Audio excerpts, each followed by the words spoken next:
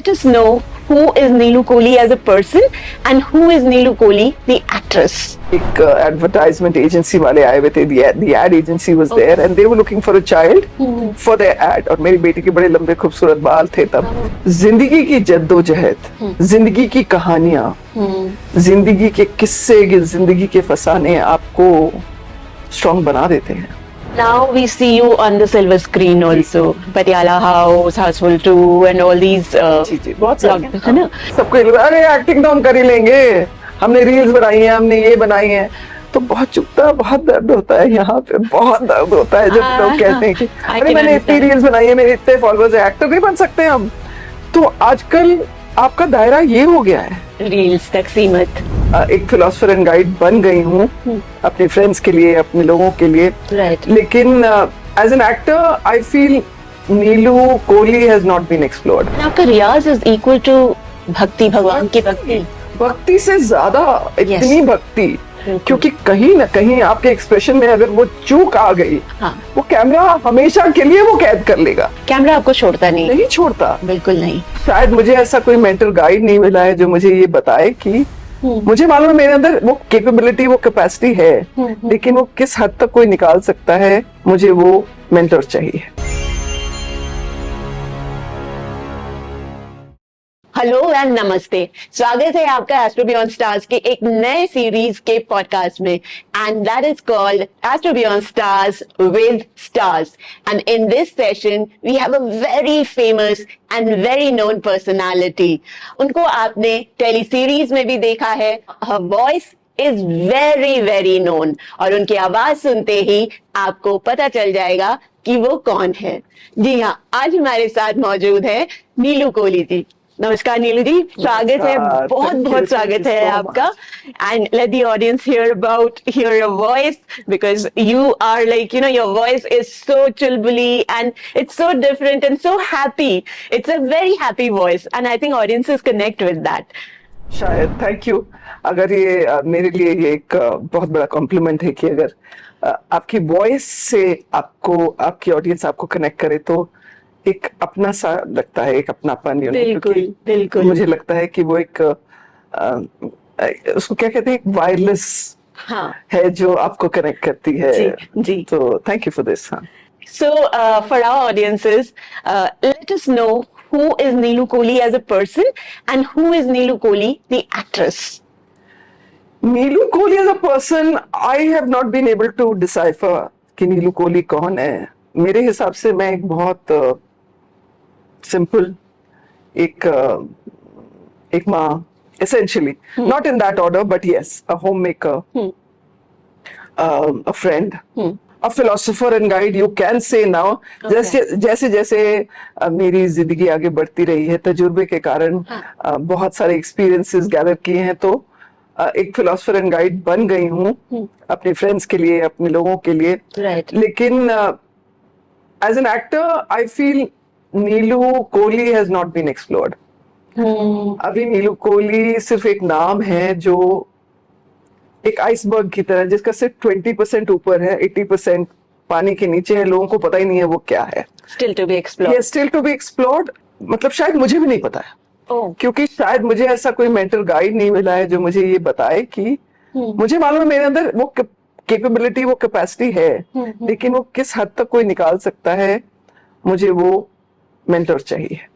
चलिए, हम तो यही प्रे करेंगे कि आपको जल्द से जल्द वो मेंटोर मिले और आपको जल्द से जल्द वो शख्सियत मिले जो आपके अंदर से आपकी सारी खूबियों को निकाल पाए.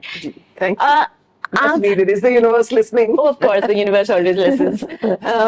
आप रांची में पली बड़ी हुई, right? It's a very small town.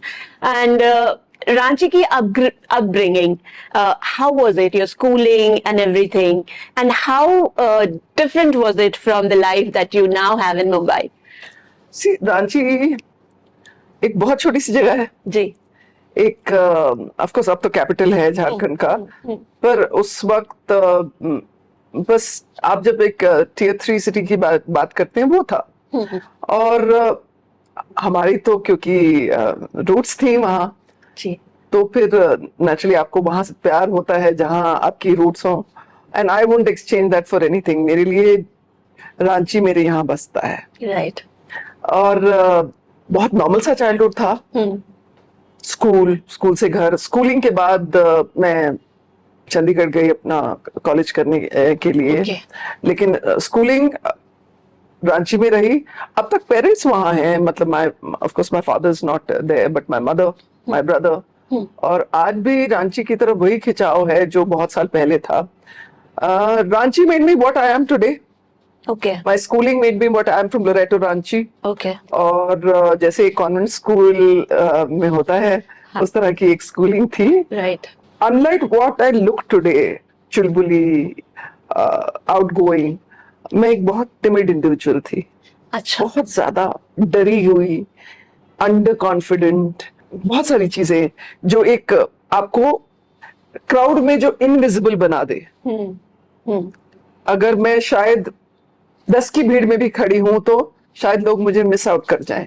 Okay. ऐसी थी मेरी पर्सनालिटी। Okay. पीछे पीछे छुप के रहने वाली, बोलना नहीं, क्योंकि वो कॉन्फिडेंस ही नहीं दिया था किसी ने।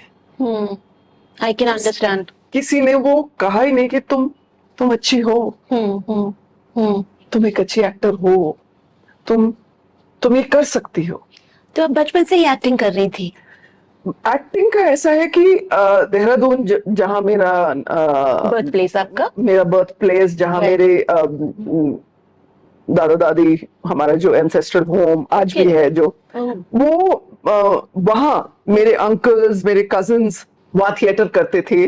Okay. मेरे कजिन ब्रदर तो आज तक करते हैं, जागृति नाम का एक ग्रुप है। तो वो बचपन में नहीं होता कि छुट्टियों के लिए गए, हाँ। वो प्लेस करते थे।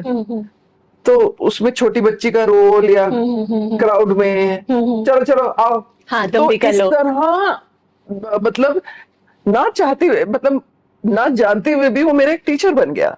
हाँ, एंड दैट इमोशन। हाँ वो सब, हाँ कि ये this is where I belong, ये मुझे बहुत बाद में समझ आया। Right. ये मैं हर बार, वो अभिनंदा है, अभी भैया जिनको मैं कहती हूँ कि आप नहीं जानते, लेकिन कहीं ना कहीं सबसे पहले टीचर आप थे मेरे। Correct, correct. मतलब वो एक एनवायरनमेंट था, वो मेरा टीचर बन गया। वहां वो लाइंस करते थे, तो बच्चों को तो लाइंस याद हो जाती हैं, तो हाँ। लाइंस हीरोइन बोल रही है और पीछे से लाइंस मैं बोलती थी, मुझे वो याद। हाँ, तो this is how I grow up. वो रियाज था, राइट। वो उस टाइम पे रियाज था जो मुझे पता नहीं था। हाँ जी, बिल्कुल। और धीरे धीरे वो कब मेरी पर्सनालिटी का एक हिस्सा बन गया। And honestly I bloomed in college, Chandigarh. yes. My mother, in spite of it being the 1980s, she was very far-sighted.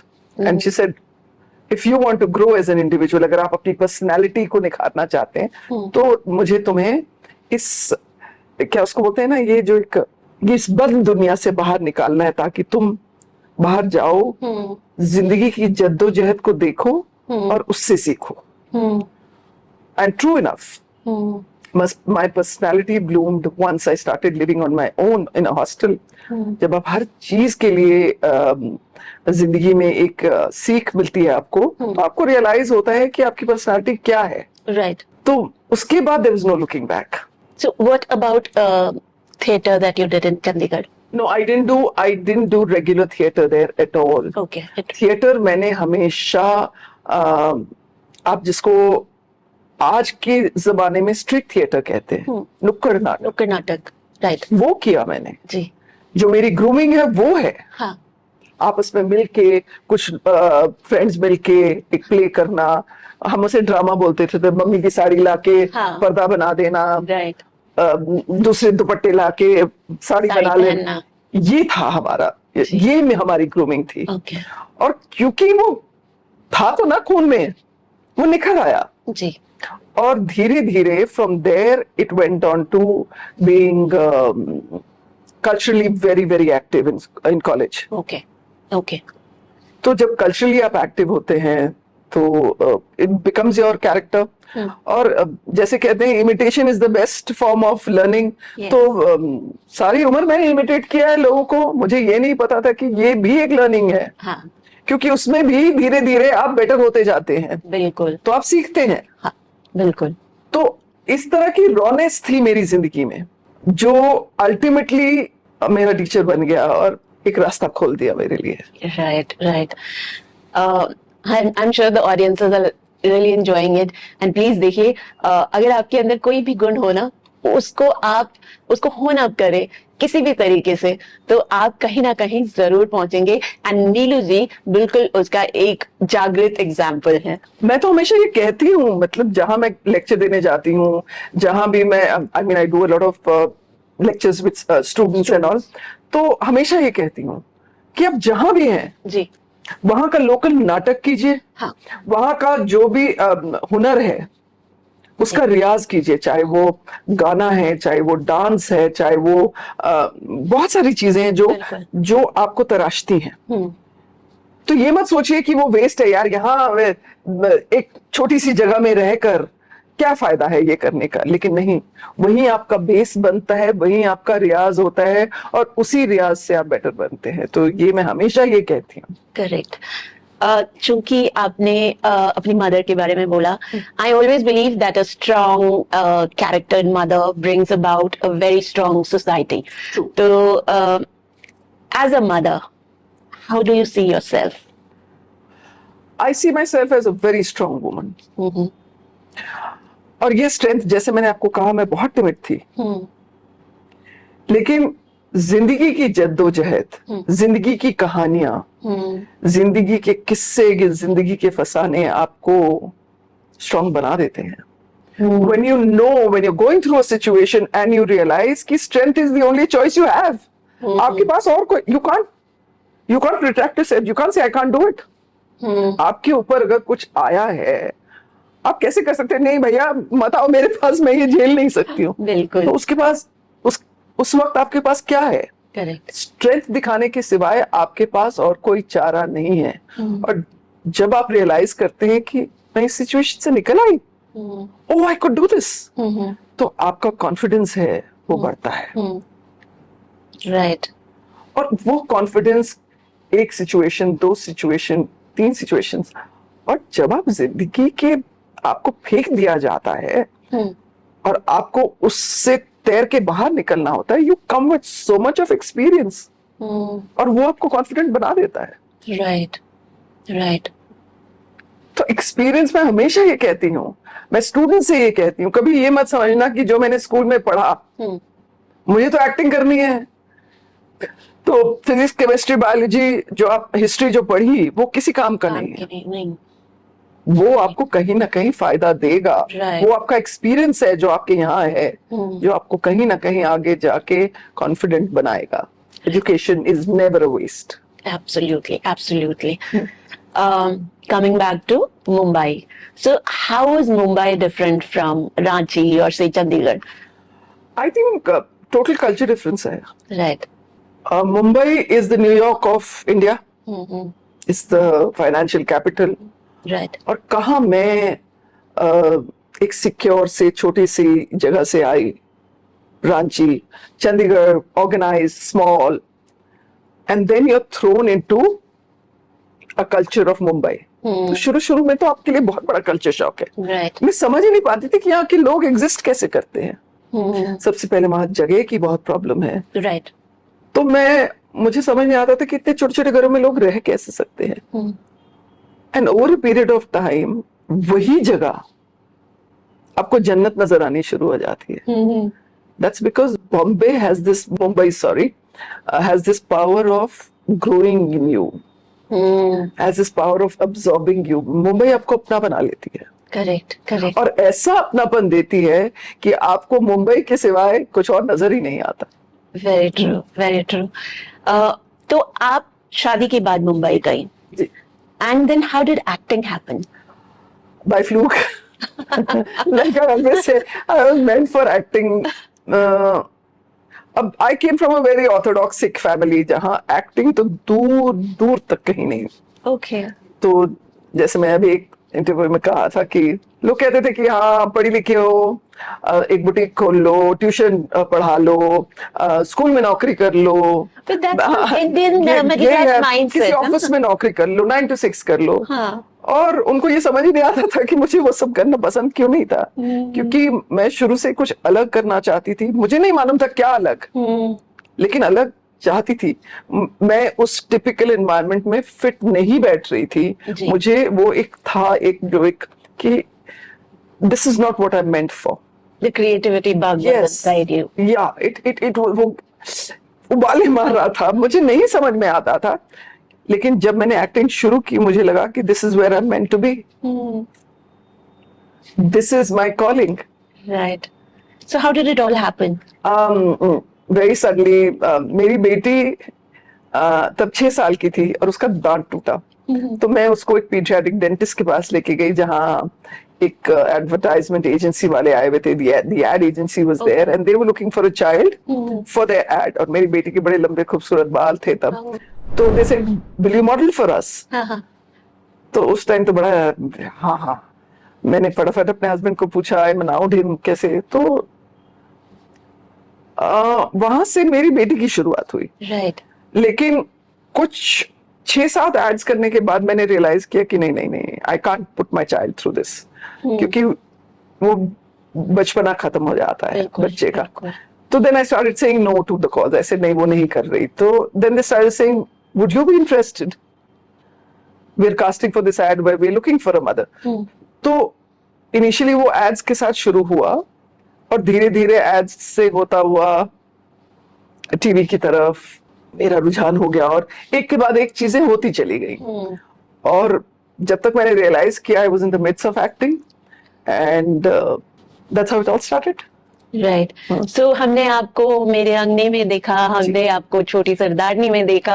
I think you had done a few this thing in art also and in fact मेरा career art से शुरू हुआ था। Right, okay. मैंने कहा And now we see you on the silver screen also, Patiala House, Houseful 2, and all these.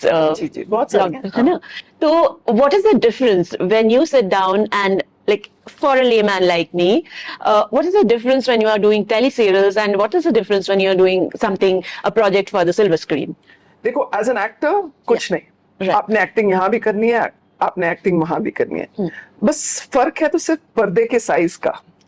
जैसे कहते हैं ना 70 mm इतना बड़ा पर्दा, तो आप एक पलक भी झपकाते हैं ना तो वो उसमें नजर आ जाता है। Correct. और टीवी छोटा है तो आपकी मूवमेंट वहां नजर नहीं आती है, तो वहां थोड़ी सी आपकी मूवमेंट लाउड हो जाती है। वो मीडियम ऑफ क्लोजेस है, आपने देखा होगा मोस्टली क्लोज शॉट्स होते हैं एक्टर्स के, क्योंकि अगर आपने ऑडियंस को कुछ कन्वे करना है तो आपको क्लोज शॉट रखना पड़ेगा वो रिएक्शन नोट करने के लिए, क्योंकि जब आप वाइड करते हैं, जब आप सबको फ्रेम में लेते हैं तो वो मिस आउट हो जाता है। The subtlety of the emotions. Right. तो और क्या है कि टीवी जो है जी। वो एक रिमोट पे डिपेंडेंट है। सीन पसंद नहीं आया, शॉट पसंद नहीं आया, अपने रिमोट से चेंज कर दिया। जबकि जब आप फिल्म देखने जाते हैं आपने पैसे दिए होते हैं, वो माहौल क्रिएट होता है राइट। और आप वो फिल्म देखते हैं तो आप उस कैरेक्टर के साथ जुड़ते हैं। Correct, correct, right. तो ये फर्क है टीवी में और फिल्म में। तो in terms of performance for the films less is more. जितना आप कम रिएक्ट करें, जितना आप इंटरनली रिएक्ट करेंगे वो आप कैमरा आपको कैच कर लेगा। लेकिन टीवी में थोड़ा सा इंसान लाउड होता है और एक एक्टर वही है जो इस फर्क को समझ लेता है। True, agree. What about the work environment? Does it differ? Yes, a lot. अगर टीवी ब्रेड बटर है तो फिल्म्स केक है। Right, I get your point. तो क्या है, पेट भरने के लिए ब्रेड बटर तो बहुत जरूरी है। बहुत जरूरी है। जबकि क्योंकि फिल्मों की कोई डेडलाइन नहीं है, कल का टेलीकास्ट नहीं है।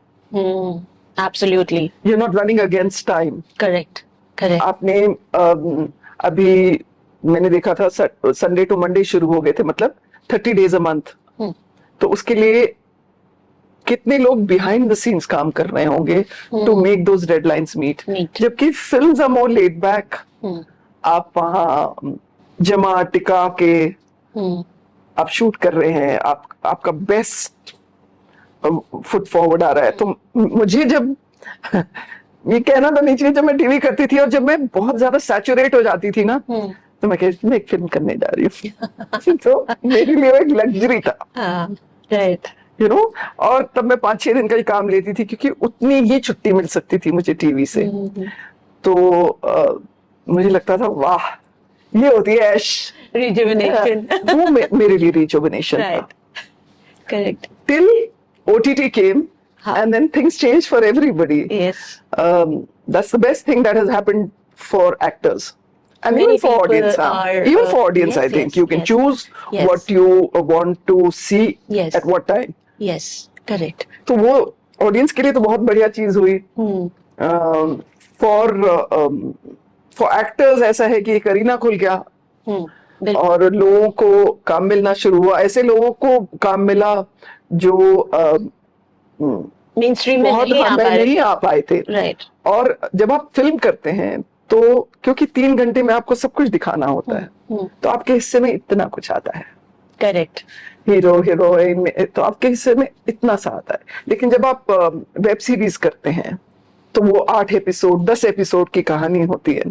तो एक एक्टर के लिए तो वो एक आइडियल क्या उसको बोलते हैं प्लेटफॉर्म हो गया था।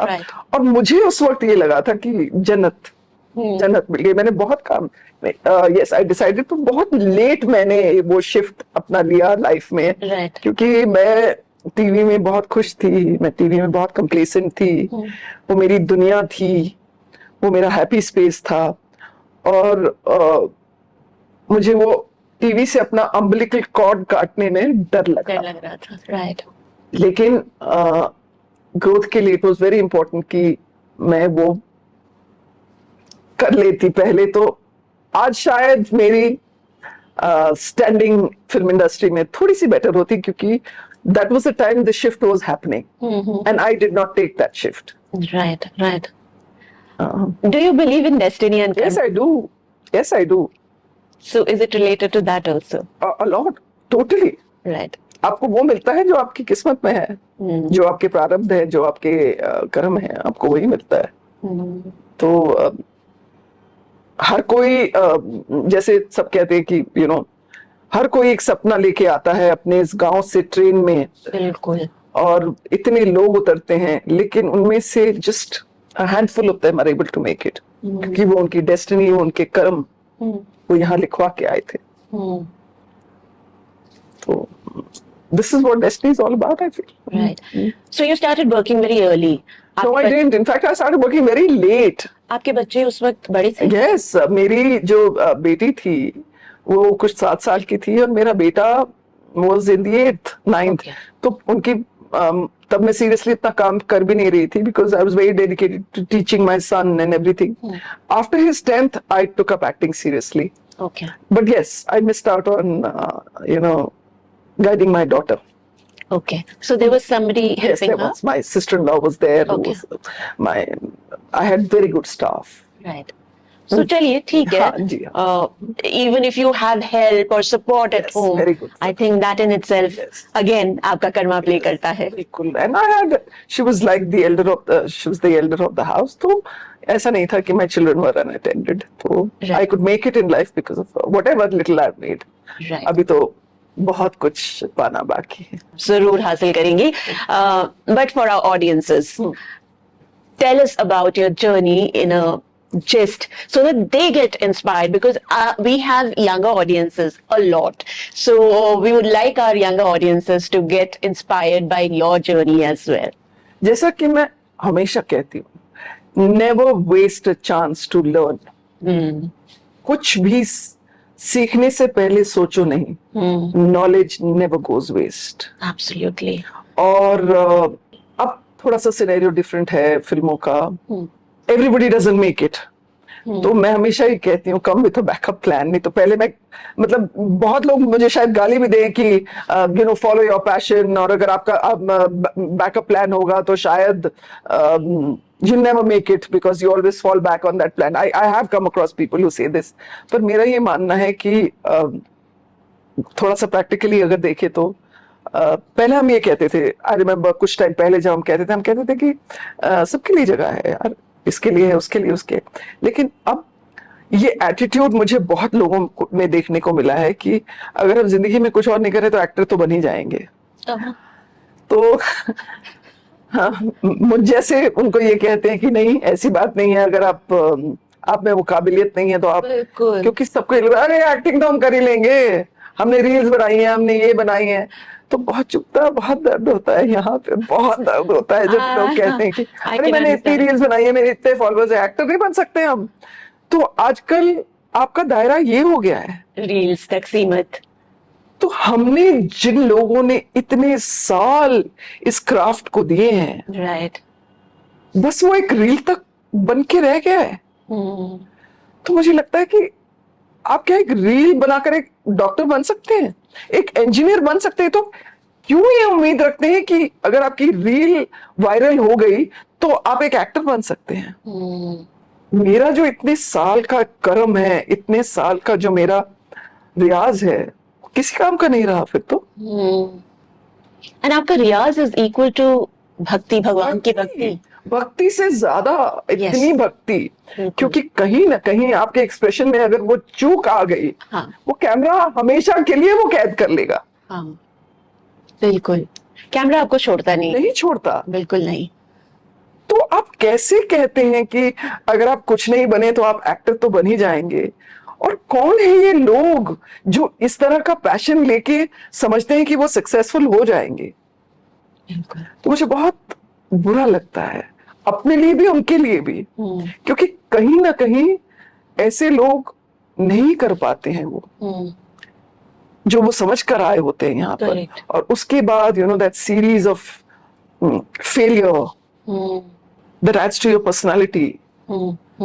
तो वो गाइडेंस जो उन्हें मिलनी चाहिए, इसलिए मैं हर पॉडकास्ट में ये बोलती हूँ, हर इंटरव्यू में ये बोलने की कोशिश करती हूँ कि मत पड़िए इन सब चीजों में, शॉर्टकट्स में।